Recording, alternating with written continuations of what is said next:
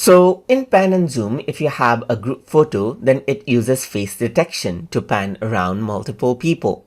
So in order to see that, I'm going to go around over here under project assets panel, and here I have a group photo that I imported in. So I'm just going to go around and bring that in over here under video 1, and this is what you have. And now in order to apply pan and zoom to it, I'm going to go around under edit right here, and here you can see pan and zoom is there.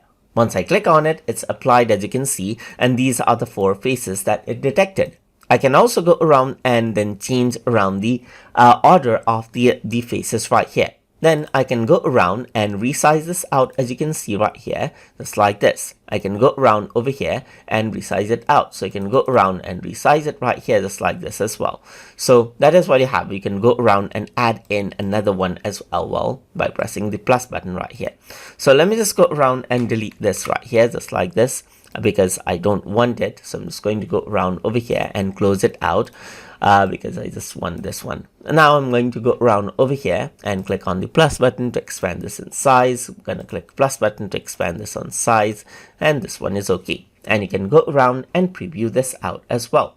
So these are the face frames, as you can see. You can also add a new frame, but we are working around with the faces only right now. So you can see that it pans around onto the other person right here, just like this. So you can go around that it is panning around right here.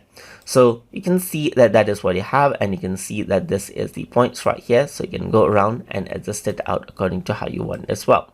So now I just want to go around and press done because I want to apply it. And once you do that, you can see that the panning is happening right here. So first of all, it goes from the first person to the third person, then it comes back to the second person. So you can see that it goes around onto the third person right here, and that then it holds for a while right there. It holds for a while, then it comes back onto the second person, as you can see right here, and then it goes to the fourth person. So that is how face detection is used in pan and zoom inside of Adobe Premiere Elements.